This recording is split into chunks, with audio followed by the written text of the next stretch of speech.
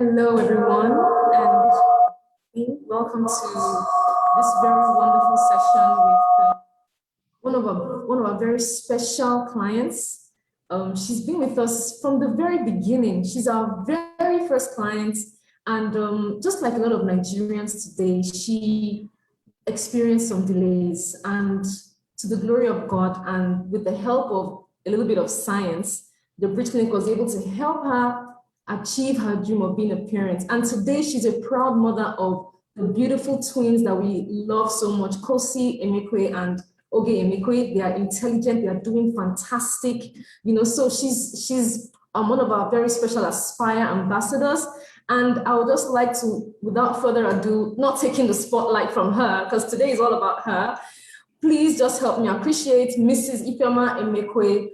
Ma, you look so beautiful this evening. It's so good to have you join us. Thank you. Thank you very much, Adebimpe. Good evening, everybody. I'm very, very excited to be here. We're going to have a lot of warm discussions today.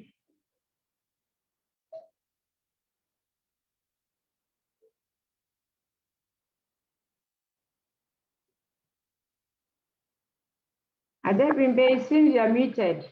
Okay, I can hear you, Ma. I was just welcoming you on to the meeting this evening and thanking you so much for taking the time to speak to people about your personal IVF journey with the Bridge Clinic, particularly at a time, I'm talking about the 90s, where the knowledge about IVF and fertility treatments in Nigeria was very, very low compared to what we have now, where people are really informed. But back then, it was really low, So I want to say thank you. You look so beautiful, and we trust. Thank you. Are doing very well as well. Thank you. Okay. All right, Ma. So we're just going to start with the very first question. And the first question we have for you is, tell us how long you tried to conceive. How long did it take you? When did you realize, oh, this is a delay I'm experiencing? What's going on? Okay, thank you, Adebimpe. Sorry for murdering your name. So, I wedded in 1994 and got pregnant immediately after, but it was an ectopic pregnancy. So I had a surgery and had it taken out.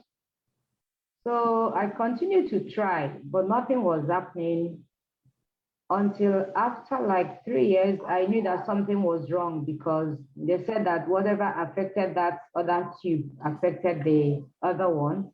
So it was blocked. Remember, I had taken one tube because of the ectopic pregnancy. So I found a hospital to go to in the UK, but they wouldn't give me visa. They said I lied about my age. I was so young, I wasn't married and all that. So that's it. So I stayed again until one of my very good friends, because I kept talking about my problem. One of my very good friends told me that, look, you wanted to go to UK for IVF. Now, one of my aunties is here now from UK working in one Bridge clinic that just came to Nigeria and they're doing IVF. I said, what are you talking about? Please, can you give me the address? So she said she was going to talk to her auntie first, then give me the address. There was no cell phone then, back in the day, it was analog phone. So she spoke to her and collected the address. They were in VI then. So Tiami is Savage, to be precise. So I went there, saw the woman, and she told me that they hadn't started. I said, but I would like to see the doctor. Please, can you show me the doctor? I want to talk to the doctor. She said, okay. That was now 1998, okay?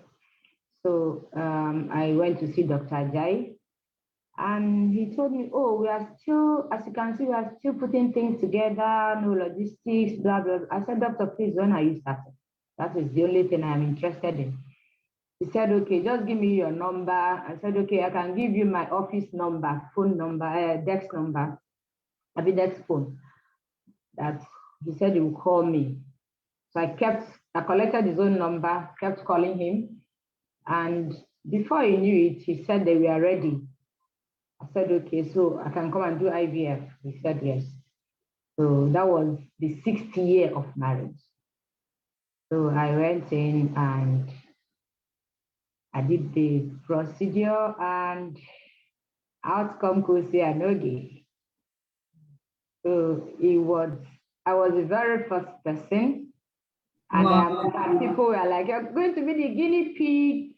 I said, "Look, this man studied abroad. He worked in a very good hospital. Even if I'm his guinea pig, I trust him. Anyway, what other choice do I have? Even if I had a visa to go to UK, do you know whether I was going to have gone to him? And I would have trusted him there anyway. But I trust him. I know that I'm in good hands. So I went in and everything, it became a success story. Yeah, 6 solid years, 6 rough years. Yeah, thank you. Wow, thank you. Thank you so much for that. Thank you so much for breaking it down. I think some people need to hear that, because sometimes fertility treatments, people have their doubts, people are kind of scared. You said something, you said you spoke about your problem. Yes. I don't know if it's because of our part of the world, but a lot of people hesitate to talk about their problem with friends and family. They feel, somebody's doing them. Permit me to use that phrase, But because you spoke up, you got help. You even approached the company long before the company officially launched in 1999. Yes. And you followed up, and to God be the glory. You had your, your testimony. You had your blessings. So I thank you so much for that. Now, another question we'd like to ask is, what convinced you to trust Dr. Ajayi back in 1990? What put your mind at rest that this IVF thing that is not so common here? Let me just go and let me just try it. So we'd like to hear from you, Ma. Thank you for that question. It's a very, very valid question.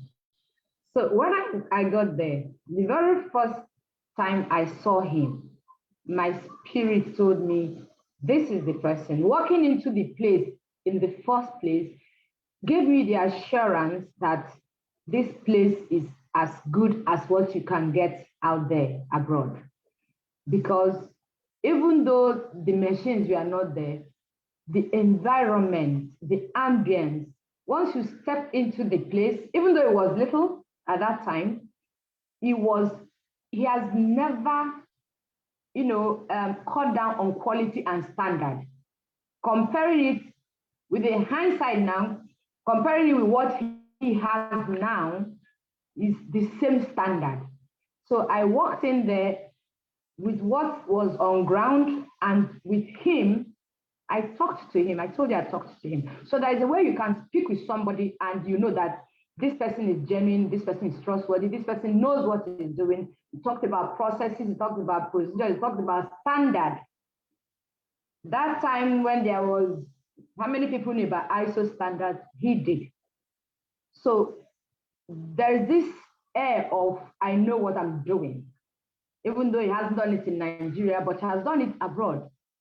And I didn't kind of have much choices then, because how many people were doing IVF? I couldn't trust those people.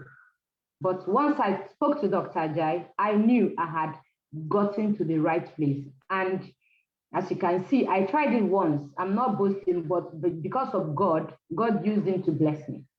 Okay, so I trusted him and I trusted the process that he put on ground. Thank you. Thank you so much for that question. Trust, trust, trust. It's a very big deal to talk about trust, because it's usually, sometimes people don't really know that it is the trust that actually compels you and puts you at peace with that decision and going ahead. And eventually it was a success. And like you said, you're not boasting, you just did it once. You were convinced, you did it once, and to the glory of God, you had your twins. Now, I would like to also welcome those that are joining us. We have a lot of attendees right now. Please feel free to send your comments in the questions and answer box. And if you have questions you want to ask Mrs. Emekwe, she's happy to take your questions. She's not mincing words. She's saying it the way.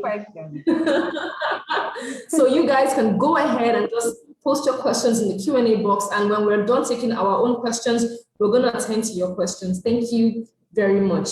All right, Ma, so let's talk about the twins, the beautiful gifts from God that you were blessed with. How are you doing today? Because IVF, people in Nigeria feel IVF babies. We get a lot of inquiries from our customer service department. People always ask them, the IVF babies, will they be okay? Can I give birth normally? Then will I be okay after the treatment? So tell us, ma, how you were doing after the treatment, after you gave birth, and how the twins are doing today. Okay, thank you again for this wonderful question. You know, why I love talking about IVF is because I want to demystify IVF. There are so much myth about IVF, and none of them is true. Back then, I didn't know what I know now, but even back then, I knew they were just not true. Okay, so to start with, children born of IVF are exactly the same as children born outside IVF. It's the same thing. The only difference is that this one was in the test tube and this one was in the bedroom, but they are exactly the same. They said they function well. Are they physically okay? Are they mentally okay? Are they psychologically okay? Are they this? Are they that? Look at me, look at my children. So I got pregnant because there's something that Dr. Jai said that stuck and made a lot of sense and helped me to carry on. For the 2 weeks before the pregnancy test, that looked like 2 years or 2 decades. So immediately after the transfer of the embryos, I said, Dr. Jai, so does it mean I'm pregnant now? He said, I'm not saying you are pregnant. I'm saying that we have followed the process and we have handed over everything to God. This is where our power stopped. Transfer of the embryos. So it's like you've conceived in the bedroom. For you to carry the baby to term is exactly the same way babies conceived in the bedroom can be carried to term or can be miscarried. So from now on, it is between you and God. If God wants this thing to be successful, then it will be successful. We've done everything by the books. I said, so it's like after 2 weeks now, I'll wait to see if I'm pregnant. And if I'm pregnant, that will be it. He said yes. That stuck with me. So the waiting game began 2 weeks before I could do a pregnancy test. Funny enough, I had to do a pregnancy test in a very, very big laboratory that Dr. Jai, recommended. My husband is a medical lab scientist. But Dr. Jai said, no, don't do it there. I said, okay, what about your own lab? He said, no. So that won't be biased. Go to this all-time, whatever. I did, and the result came out, brought it to Dr. Jai. He looked me in the eye and said it was negative. I said, what? Dr. Jai, what? I'm pregnant too. I don't even know what you're talking about. He said, I'm so sorry, look at the results. I said, no, I know I'm pregnant. But you told me that after 2 weeks, if I don't see blood, it means I'm pregnant. He said, yes, well, I didn't see blood, so I'm pregnant. My husband said, by the way, when we went there, the person running the lab is my friend. And we are talking, the kit he used to do the pregnancy test, you're supposed to wait for 15 minutes before you could use it. But he didn't. So that result might be wrong. I said, well, I don't care. Whatever people decide, I'm pregnant. Dr. Jess said, okay, can you provide urine so that we can run it in our lab? I said, I can even provide blood, whatever it is you want. So he went, I provided the sample, he went, hey, you're pregnant, it's positive. I said, I need, thank you, Jesus. So I became sick. The normal pregnancy stuff, vomiting, no nausea, spitting, all that. I registered for my antenatal, everything was going well until the 6th month, the pregnancy became problematic, which could happen to any pregnancy anyway. So I went to the hospital. I was using Havana then. Checked into the hospital from 6 months till 9 months. The day I had this case, I had 21 doctors and nurses in the theater because I elected for CS. I didn't want Wahala. Said, write it here, whether I am conscious or not at that time, just here. Dr. Jai was live in the theater. Kosi and Noge emerged. They started growing up, developing at the same time other babies are doing the same thing. They crawled when they were sat when they were supposed to sit, crawl when they were supposed to crawl, walk when they were supposed to walk, develop teeth when they were supposed to develop teeth. Everybody was monitoring them. Are they standing up? Are they walking? Are they doing this? They grew up, entered nursery, primary. Today, Oge is a graduate with first class in electrical engineering. So tell me, a child that is not okay will be a graduate of electrical engineering with first class. I'm a proud mother of a graduate. Kosi is in his last semester, final year, business administration, because he says, Mommy, I'm going to be a businessman to make money for you. So tell me, are they not okay? These kids are normal. Anything anybody tells you about anything about IVF is a lie. Take it from me. Thank you. Wow, that was such a handful and a mouthful, and was so much to take in at the same time. Let me just rephrase a few things that you said. You talked about having normal symptoms, the same way a woman would have normal symptoms when she's pregnant, the throwing up, the headaches, the sickness, and everything. And you said something. You said at the 6th month that there were some problems that came up, which can happen to any pregnancy. Any pregnancy. Whether it was conceived in the bedroom or in the IVF lab. This idea of conceiving in bedroom and conceiving through IVF, I don't even know how to, there's nothing like that. So the day, remember what I said before, Dr. J told me that the day they transfer the embryos back into your womb, you're pregnant. So that is the normal pregnancy. Anything that can happen to any other pregnant woman can happen to you. You can miscarry. That you did IVF does not mean that you're pregnant, that you can carry it to term and have your babies. Just like the woman that conceived in the bedroom can miscarry. Yeah. Do you understand? So there's no clear, in fact, there's no difference. Because I have been pregnant before from the bedroom, and it was the same trying to vomit out the baby from my tummy through the mouth and spitting and all that, sickness and all that. It's exactly the same thing. Then the labor came, Braxton Hines, that's what they call the first labor. I was screaming, please come and take me to the chair. It's the same thing. Okay? So anybody that tells you otherwise is lying. So I hope our viewers got that directly from Mrs. Emekwe herself. It's the same thing. There's really no difference. There's really almost. It's exactly the same thing. Exactly. I've done the two and it's the same.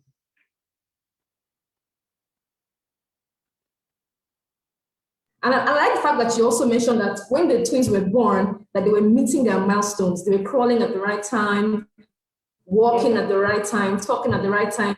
We have them doing very well academically, like a normal child would. So the IVF does not change the way the baby develops. It doesn't change the baby's intelligence quotient. Child's milestones. A normal baby, normal milestones, everything goes as it should for a child, which is exactly what it is anyway. Thank you so much, Ma. Let's take one more question before we take questions from the people online. Okay. So what advice do you have for couples who are trying to conceive, but they are afraid and they are a bit skeptical about the IVF process? Google is everybody's friend today. So everybody keeps on hearing all kinds of things online about IVF. All kinds of myths. And like you said, we want to demystify myths because there are too many myths, too many to count. I mean, it's 21 years, you are still doing well, you are beautiful. Nothing has changed. So we want to know from you, Ma, you can just give an advice to those that are online that are still skeptical. Should I not? What if not? So let's hear from you, Ma. Thank you. The advice I have is, I have already mentioned all the myths about IVF, they are false, they are lies. 2, you don't have to be scared because you're going to keep your eyes on the goal, on the ball. your goal is to achieve pregnancy. The only thing that you can be scared of is if you're scared of needles. I was scared of needles anyway, but I had my eyes on the prize. So injecting myself with that small diabetic, what do they call it? That insulin needle. I was scared initially, but I did it anyway. That's the only thing that you can be scared of if you're scared of needles, nothing more. So if you go to a place that you can trust the process, that have a good standard, like the breast clinic. If I could trust the breast clinic 22 years ago, really, because I had carried pregnancy for 9 months before I had them, making 21 years old babies. I call them babies, okay, my children.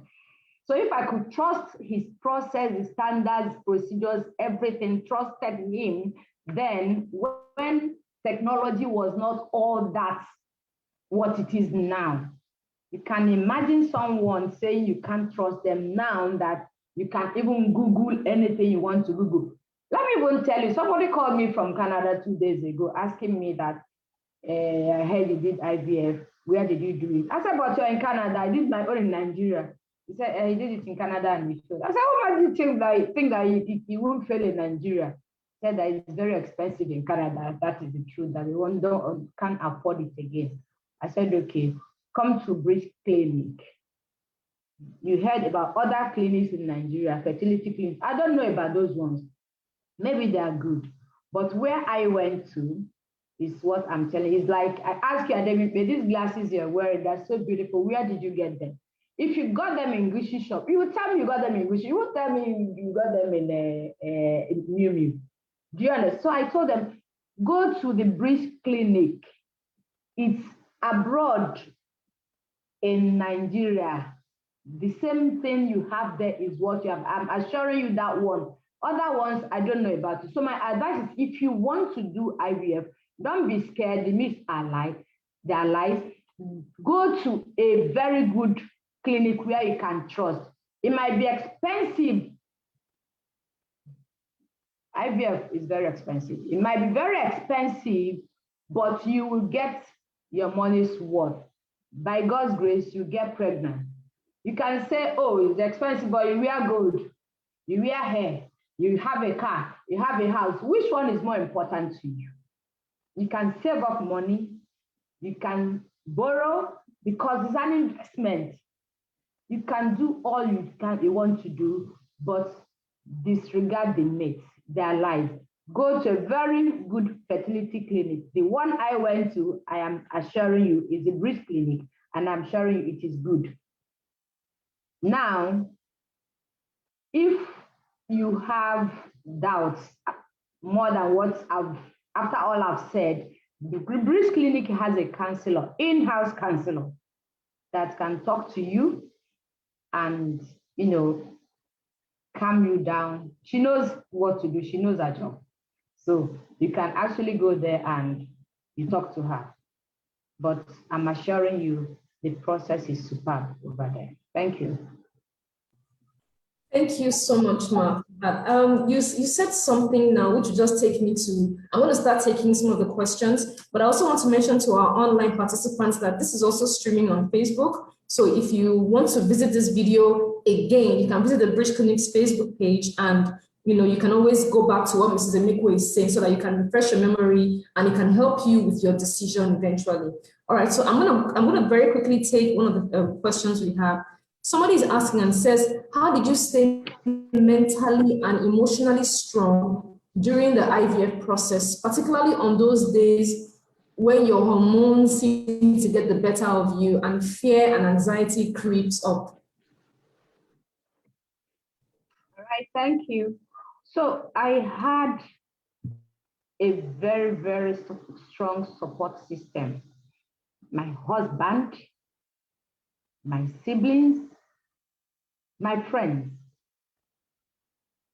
It was a trying time, But before then, my husband was very, very supportive. He never for one day mentioned, oh, you don't have a child yet. Oh, I want to marry. Oh, I want to do this.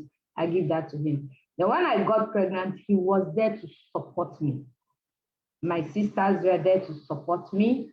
The breast clinic, I still mentioned, I'm sorry, but I'm saying what happened. The breast clinic will call, they would come, they would ask questions. How are you doing? How are you feeling? Have you gone to the clinic? Because they don't have clinic. I use Havana, like I said before. Even when I go to Havana and they say something, I'll call the breast clinic, and they will give, as if I'm confirming what the doctor said. The doctor, my gynae will say, this is normal, this is the process. You are in antenatal, see other women, they're pregnant, it's the same thing. I'll still call the breast clinic to confirm. So if then I could do all that and I got all the support, I don't think now that they even have more technology. Look at us now. Before it was face to face. Now look at us, COVID has even done this, that we are, wherever you are, all over the world, you can talk to each other. So breast clinic is there to support you. Anytime you want to talk, like I mentioned before, they have a counselor. Whenever the trauma is much and the stress is much and you're feeling depressed, you call. They will answer. I don't know if it's 24 hours, they'll be able to tell you that. I don't know about that one. Thank you very much.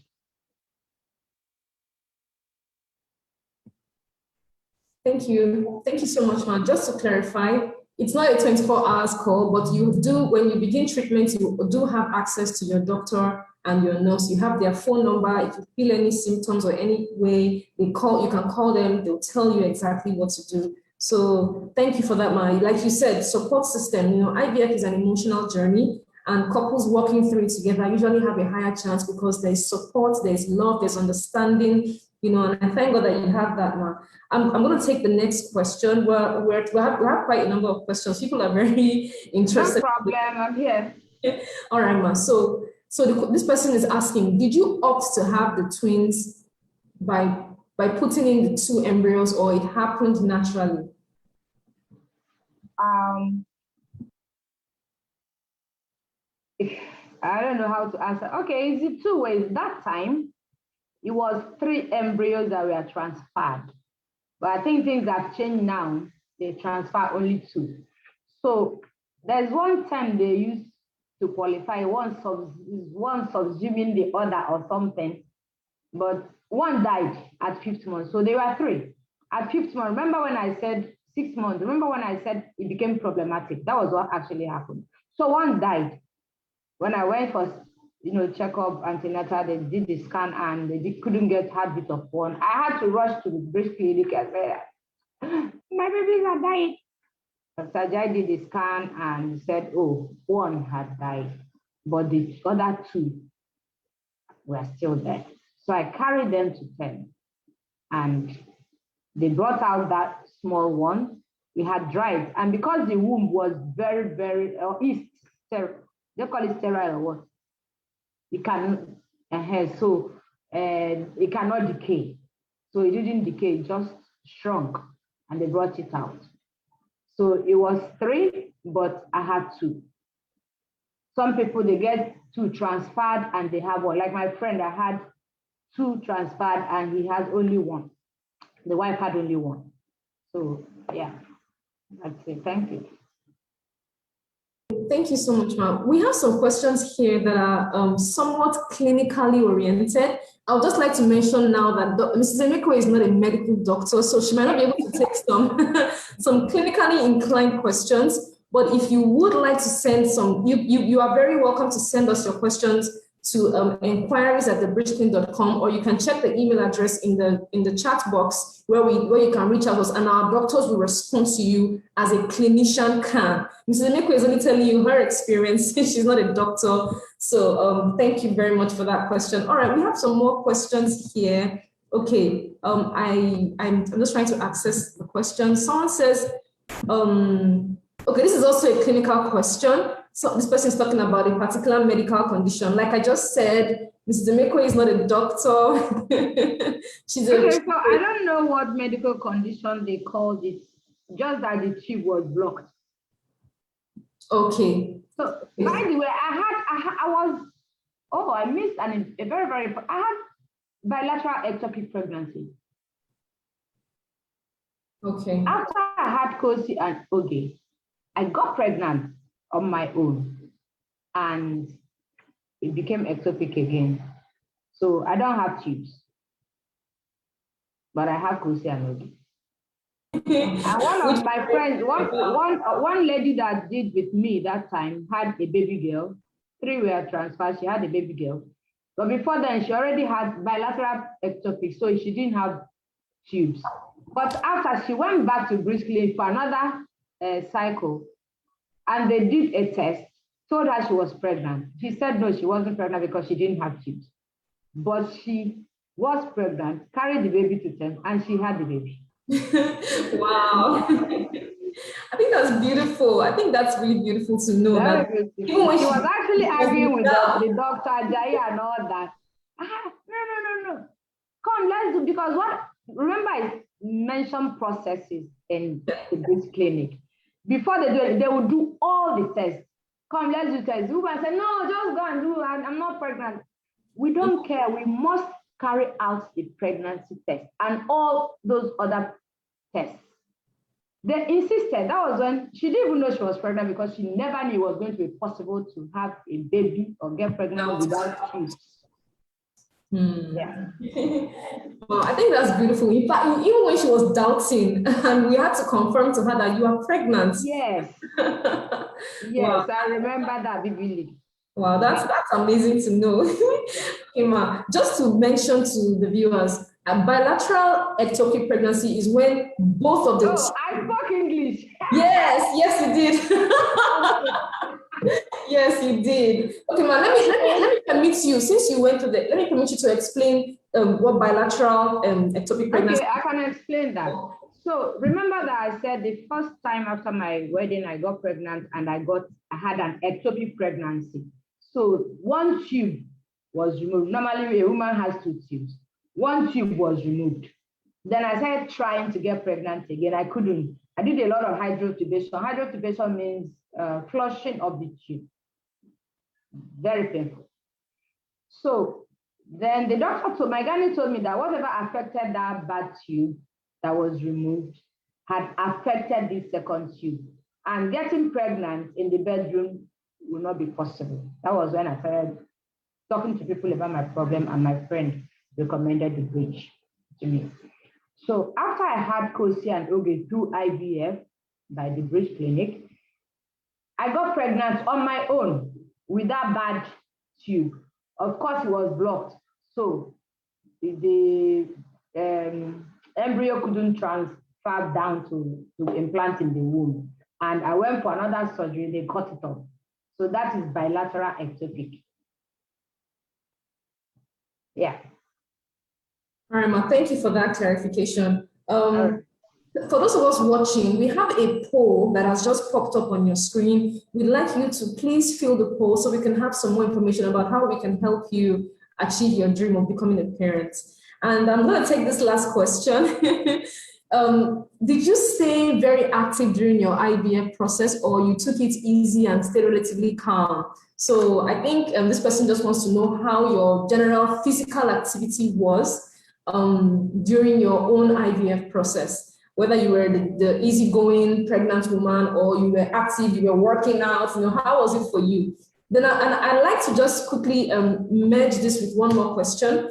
This person is asking about any cultural or societal blowbacks that you experienced back then because you did IVF and you were pretty open about it. So over to you, ma'am. Okay, let's take the first one. Okay. Like I said earlier, there's no difference between this and that. So it depends. It depends on individual. Some people get pregnant and they don't even know they're pregnant. They don't fall sick at all. Some people get pregnant and they're sick. They can't even get out of the bed. So I was sick and I wasn't jogging or doing, not because I was pregnant, because I couldn't. I was pregnant that first trimester. But immediately I got better. I started going to work because pregnant women, go to work. Was going to the office. I didn't have my own car. We had only one car. My husband was using it. I was still jumping the bus, going to work until the 6th month when I had to check into the hospital because of the problem I had. But all my friends, they all were going about their businesses because they're pregnant. Somebody said, "Nah, Bella, I get, no be sick, I sick." Yeah, so if someone who got pregnant in the bedroom could go about her business because she's not feeling ill, then anybody who did IVF can also go about her business if she's not feeling ill. Nobody says go and carry axe and be hewing wood, or go and be jumping up and down, or go and be playing football because you're pregnant. Your doctor will tell you, your body will tell you. Then the second one, remind me again, what was that? The question about whether you faced any societal or cultural blowback. Oh, okay. So the question shouldn't have even arisen because I never hid it from day one. The day I got pregnant was the day I started talking about it, telling everybody that cared to listen that I got pregnant. I am pregnant through IVF. I had my babies. If I was a sick in the hospital, all the newspapers, magazines in Nigeria, they came NTA. I kept talking. I was so excited. My kids knew they are from IVF from when they could even say mommy or daddy. So everybody knew about it. So if you start hiding, that's when people will now start saying, oh, but I was plain and I was open because there was nothing to hide, really. I didn't steal, I didn't commit any crime. So nobody was able to say or do any of that, all of those, because I was open. Rather, what I had coming to me were questions. I'm interested in this. Now I see Kosi and Oge, they're growing. I say, if you're interested, see Breast Clinic. That's how all my friends that had issues went and they got results. So I didn't hide it. So there was nothing to share. Up to today, I'm not hiding my kids. Anywhere I call them, they will tell you they are IVF kids. Even in their school, everybody knew. So it's nothing to hide. Like you adopted a child and you're not telling the child he was adopted. The day he finds out, how are you going to do it? Thank you. Thank you so much, Ma, for that response. And we're going to take this last question. Please, for other questions, I can see somebody raising a hand. You can please leave your question in the Q&A box, or you can send them to enquiries@thebridgeclinic.com. Everybody's excited about this session, Ma. We can have another one. You can plan another one. We definitely will. And maybe we can have it with Kosi and Oge as well. Kosi is in school, but Oge can chip in. Oge can join us. That would be fantastic. Let me take this question. Should anyone feel ashamed about having infertility issues, especially in Nigeria? This question is so important because of the stigma behind IVF and in this 21st century, for that matter, if people just feel, let's keep it under wraps, no one needs to know, and like you said, you were open, but no one needs to know what, that you don't have babies or that you went through IVF. Which one? No, this person is saying infertility issues in general. Maybe somebody has a fibroid and you've gone through surgery, it's not working, or you lost your tubes were blocked. These things are not really your fault because you didn't bring it upon yourself. So like you said, speaking about your problem attracts help to you. So I think I just want you to talk to this person. Should anyone feel ashamed about having No, you should. Personally, I don't think it's a shameful thing because you're not God. It's not up to you. If it's up to you, you have your own child. Yeah. So to start with, if you start feeling self-pity, throwing pity parties and all that, that's when people will start making snide remarks about you. That's when people will start saying, you never get belly, how many years ago you don't marry and all that. But if you're open about it, then quality people that have quality advice will talk to you. And don't even make it everything about you. You carry it on your head like plantain chips. I never born, I never get belly. Then that's when you open up avenues for people to mock you. Okay, but be yourself. Share your problems with quality people that will give you good advice. And don't let it subsume you at all. Don't let your problem depress you. Do your makeup, wear your hair, wear your good clothes.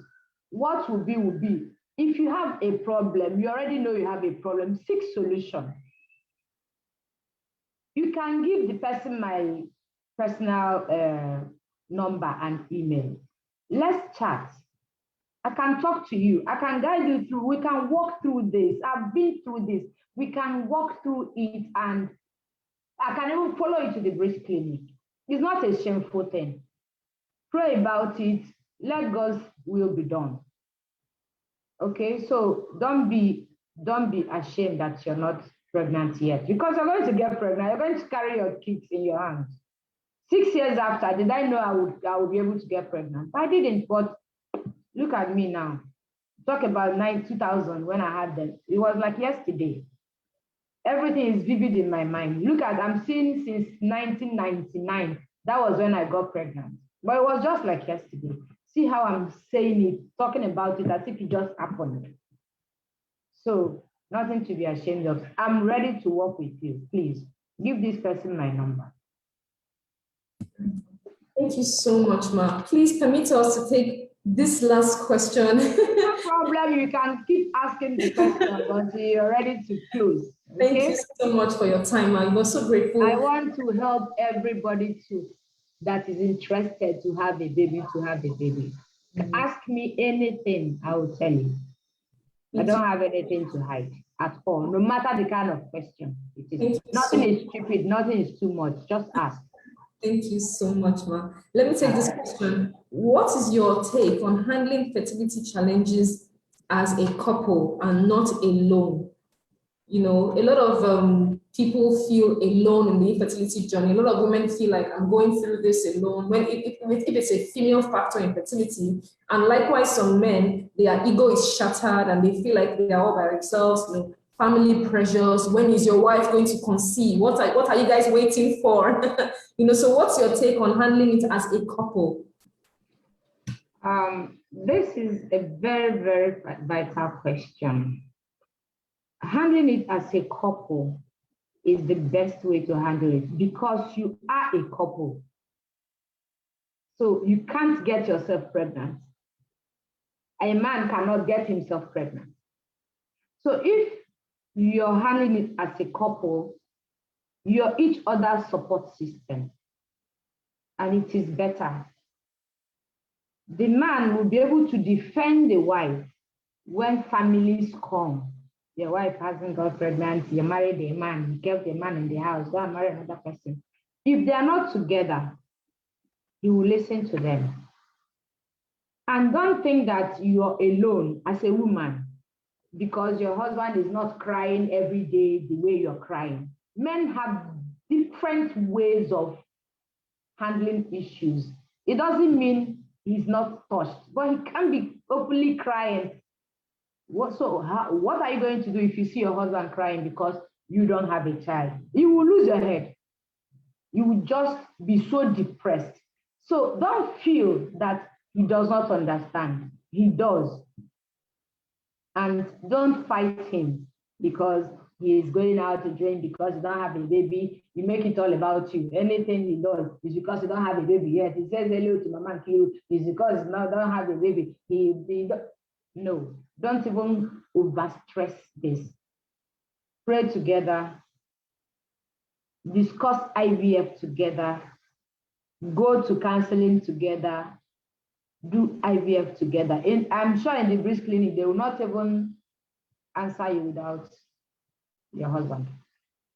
So that is just it. You may just go there to ask questions, make inquiries, but when it gets down to business, it takes you to tango. Please be each other's support system. Thank you. Be each other's support system. Thank you so much, Ma. Ma, it's been such an enlightening session with you, and you have so much knowledge and experiences to share. And we are definitely going to do this again. I'm happy that we're doing this because I've missed talking to women. I've missed talking about to couples. I've missed talking about this because there was one program we used to do at the radio station. It's called Aspire. Okay, so yes, so let's do this more often. A lot of women out there need encouragement. That's the only thing I can give. Encourage them, share my story, give advice or suggestion as the case may be, and just to encourage them, because 6 years I was in that condition. It wasn't palatable at all. So I wore the shoes and I know exactly where it pinches. So I want to be a support system to my fellow women who want to go through this journey. You're muted. Apologies. Thank you so much, Ma, for your time this evening, for all the knowledge you've shared, and for your, passion to help people achieve their own dream with your story, using your story to encourage a lot of people. We want to say thank you to everyone as well who has taken time to participate in this. We still have a lot of questions coming in here. I see some questions of people asking about how she was able to know the quality of her eggs and some other clinical questions. Please channel these inquiries to enquiries@thebridgeclinic.com. The email is in the comment box, and our doctors and clinic team will attend to it as a clinician can. She's not a doctor. Let me repeat that for those that are just joining. She is just someone that wanted to have a child, and she did whatever she had to do. And today she has her 21-year-old twins. So thank you once more to everyone for joining us. We really appreciate your time here. And we will always update you on our social media platforms and our website on when next we're going to be having Mrs. Emekwe and any of the twins joining us for this wonderful session, so that you can hear from them, yourselves, and you can see that they talk normally, like normal children talk. There's nothing strange about it. And most people who have joined this, who are here with us, would know that from birth, the children have been in the news. They've been in the limelight. So their growth, their development wasn't hidden. It's in plain sight. If you dig up magazines and newspapers, you would see it. So it's not like I just sprung them up from somewhere. No, their development has been monitored and followed by everybody. So I'm demystifying IVF. There's nothing in it. All the myths are lies. Take it from me. You will talk to Oge when next we meet. You will see. That would be amazing. Thank you so much, Ma. And everybody, this is where we draw the curtain on this live session with Mrs. Emekwe, the wonderful, beautiful mother of our first IVF twins. At this point, if you have any other questions you want to ask, you can just send them to enquiries@thebridgeclinic.com, and our clinic team will attend to it in due course. Thank you so much, Ma. It's been a wonderful, enlightening, and very refreshing time talking with you, and we look forward to doing this again very soon. Maybe sometime next month we'll reach out again. No problem. I'm available anytime. This is my passion. Every woman that wants to get pregnant will get pregnant in Jesus' name. Thank you very much, and thank you all my fellow women that joined and the men that joined. I'm grateful. See you again some other time whenever Adebipe organizes this. Bye. Bye. Thank you so much, Ma. All right. If you do want to reach out to the Bridge Clinic, our contact details are in the chat box. We love to hear from you. You can reach us on 016310092, and you can WhatsApp us on 0810-460-7791, and you can send us a DM or message on social media, and our very, very quick team will attend to you in the shortest time possible. Thank you so much, everyone. God bless you. And this is here from Bridge Clinic. We are signing out. Have a fantastic weekend ahead. Bye. Bye, Ma. Thank you, Ma.